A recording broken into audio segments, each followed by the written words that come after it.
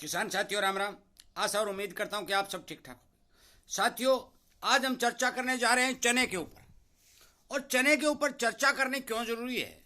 ये चर्चा इसलिए जरूरी है कि पिछले साल जो किसानों ने चने की भारी भरकम बिजाई की और उस उम्मीद में की कि 8,000 के भाव जो बाजार में चने को मिल रहे हैं उन भाव का हमें फायदा होगा और हमें ज्यादा पैसा प्राप्त होगा। इस उम्मीद के अंदर किसानों ने चने की अच्छी बिजाई की।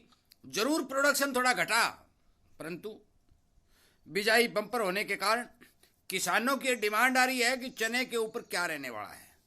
साथियों, मैं चने के बारे में आपको जानकारी देने जा रहा हूं क्योंकि लगभग पूरी देश के अंदर अब की बार सरसों के अंदर जो तेजी बन रही है उस तेजी का ही जिक्र चल रहा है और किसान को यह पछतावा हो रहा है कि यदि वो सरसों की बिजाई कर लेता तो उसे अच्छा पैसा मिलता। परंतु चने के भाव जो 8,000 रुपए को छू चुके थे, वो मिल चुके थे, वो आज 5,500 रुपए के ऊपर रुक गए हैं, जिसे किसान पूर्णतया निराश है। साथियों, सबसे पहले तो मैं आपसे विनती निवेदन करता हूं कि मेरी बात को पूरा सुन करके ये बात विचार करें कि इस देश के अंदर जो सिस्टम चल रहा है क्या वो सही है। मैं सरकार से यह मांग करना चाहता हूं कि जो आप विदेशों से भारी भरकम आयात करके देश के अंदर पीली मटर और चने आदि के भाव को दबा रहे हैं, क्या यह सही है? साथियों, एक दिन ऐसा आएगा, मैं आपको उदाहरण सहित बता देना चाहता हूं कि यदि कोई शराबी होता है और वो शराब भी दूसरे आदमी को शराब सिखाता है तो शुरू में वो पहले फ्री में सिखाता है। जब वो पूर्ण से आदि हो जाता है तो वो फिर अपने घर का सामान समून बेच करके शराब पीने लग जाता है। इसका मतलब है कि उस घर का नाश हो चुका है। वही हालत आज भारत के साथ होने जा रही है। विदेशों वाले थोड़े सस्ते का लालच देकर के अपना माल भारत के अंदर एक्सपोर्ट कर रहे हैं और भारतीय सरकार मंगवा रही है। साथियों, इन भावों के ऊपर यदि भारतीय किसान ने अपने हाथ पीछे खींच लिए और यदि इनको विदेशों पर निर्भर होना पड़ा तो मान के चलो कि यदि देश में अनाज की दाल आदि की पूर्ति करनी पड़ी तो इनको नानी याद आ जाएगी, क्योंकि वो इन्हें बख्शने वाले नहीं हैं। वो इनसे पूरा पैसा वसूल भी करेंगे और फिर वो महंगाई इतनी बेतहाशा बढ़ जाएगी कि देश के अंदर कोई दाल खाने लायक नहीं बचेगा। इस बारे विचार सरकार को करना चाहिए। मैं चने पर व्यू दे रहा हूं आज, और मैं इसी तरह की जानकारी जो बिल्कुल सटीक और सही होती है वो किसान को लगातार पहुंचा रहा हूं और किसान की आवाज भी उठा रहा हूं। और इसीलिए कहता हूं कि इस चैनल को सब्सक्राइब करके किसान हित में काम करके किसान की आवाज को आगे से आगे पहुंचाने की कृपा करें ताकि हमारी सुनवाई हो सके।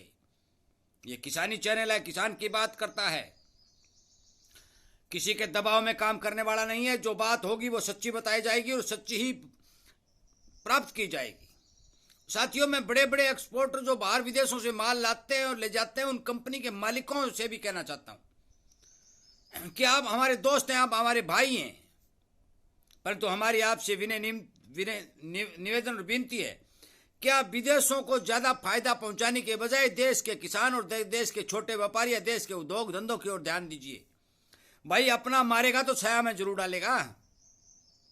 ऐसा मत करें कि विदेशी किसानों को फायदा पहुंचाने के लिए आज कलकत्ता की बंदरगाहों पर जहाज भरे खड़े हैं।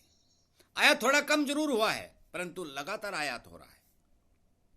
साथियों, मैं आपको स्पष्ट बता देना चाहता हूं कि अब जो सुनेरियो निकल के आया है, ऑस्ट्रेलिया के चना भी 50 रुपए तेज कलकत्ता बंदरगाह पर बोला जा रहा है। नंबर 1। नंबर 2, चने का स्टॉक लगातार घटता जा रहा है। नंबर 3, जिन मेरे दोस्तों भाइयों व्यापारियों के पास जो स्टॉक है वो इन भाव में वो स्टॉक बेचने को कोई तैयार नहीं है, क्योंकि उन्हें इन भाव में नुकसान हो रहा है। वो लंबे समय तक स्टॉक को रख सकते हैं परंतु मंदे में नहीं बेचेंगे। साथियों, आगे बरसाती सीजन शुरू हो चुका है, त्योहारी मांग लगातार आगे आने जा रही है, ब्याह शादियों का सीजन आगे आने जा रहा है और मार्च तक चने की आमदनी नहीं होने का समाचार तो आप सबको पता ही है। नया चना अप्रैल में आएगा। भाई साथियों, मैं आपको बता देना चाहता हूं कि देश के अंदर दाल की भारी भरकम डिमांड लगातार जारी है। वो आप सभी को पता है कि दाल को बहुत बड़ी महत्वता मौके के ऊपर खाने के रूप में दी जा रही है। तमाम तरह के अड़ंगे जो सरकारें लगा रही हैं भाव को लगातार दबाया जा रहा है। यदि बाहर से आयात सीमित मात्रा में किया जाए तो चना के भाव आपको आज भी 8,000 रुपये मिलते, परंतु ज्यादा आयात के कारण भाव को दबना पड़ा। परंतु जो सुनेरियो निकल के आया साथियों, मैं 8,000 होने की बात नहीं कर रहा हूं। कोई ये कह दे कि 8,000 चना की आपने बात कही थी, साथियों बेचें या रखें, परंतु अब चने के भाव को सहारा मिलने की उम्मीद दिखाई दे रही है।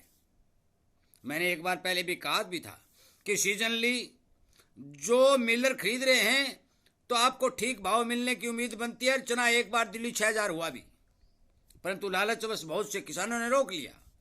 दोबारा 6,000 होने की उम्मीद नजर जरूर आ रही है, परंतु इस बारे पक्का कहीं नहीं कहा जा सकता कि कौन सा स्टॉकिया कहां किस हिसाब से अपने माल को सेल कर दे, मुनाफा वसूली कर ले और भाव में ब्रेक लग जाए। साथियों, मैं आपको सावधान और सचेत करने के लिए वीडियो बना रहा हूं। बेच लें या रख लें, वो इसलिए कह रहा हूं कि आप बाजार के ऊपर पूर्ण रूप से नजर रखेंगे।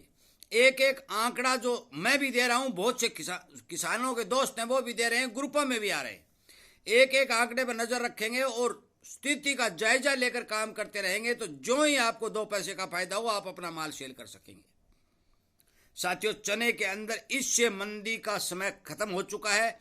अब जो जो समय आएगा चने के भाव को सहारा मिलता पूर्णतः दिखाई देगा।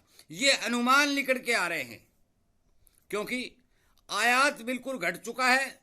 बाहर से नाममात्र का सामान जो आ चुका है वही देश के अंदर लगातार खपत हो रहा है। चने का प्रोडक्शन जो सरकार ने आंका था कि 120 लाख टन तक चला जाएगा, परंतु वो नहीं है। लगभग जो अनुमान निकल के आ रहे हैं वो 80-85 लाख टन के निकल के आ रहे हैं और खपत लगातार चलती आ रही है। साथियों, मैं आप सबको बता देना चाहता हूं कि मौके के ऊपर जो सुनेरियो निकल के आया है वो ये आया है कि देश के अंदर पिछले साल से 35% चने का स्टॉक ज्यादा है, परंतु स्टॉक निकलता ही जा रहा है। डिमांड ठीक ठाक चल रही है। जो ही थोड़ी डिमांड बढ़ेगी, मान के चलो कि 2 पैसे का भाव में सहारा मिलने की पूरी उम्मीद बनती है। अब बाजार का क्या हो जाए, और सरकार बहुत बड़ा जहाज भर के चने का मंगा ले या कंपनी वालों को कह दे आने दो भाई, और भाव नहीं देंगे तो भाई इस बारे में तो कोई कुछ नहीं कह सकता। परंतु मैं सरकार से और बड़े बड़े कंपनियों के जो एक्सपोर्टर लोग हैं उनसे हाथ जोड़ के विनती करता हूं कि आप अपने भारतीय किसान के, भारतीय छोटे व्यापारी के, भारतीय छोटे दाल मिल वालों के पक्ष में थोड़ा बहुत काम करें ताकि इन्हें जिंदा रखा जाए। यदि इन्हें मार दिया जाएगा, इन्हें भारी भरकम नुकसान पहुंचा दिया जाएगा और विदेशों के ऊपर निर्भर हो जाओगे तो फिर आपके हालात खराब होनी तय है। और आपके साथ वो होगा कि अब पछताए क्या होता है जब चिड़िया चुग गई खेत। समय निकल जाने के बाद जो बूढ़े बुजुर्ग कहते हैं भी हाथ में से लाव छूट गई भाई, तो इसका मतलब लाव छूट गई तो गई कुएं के मां।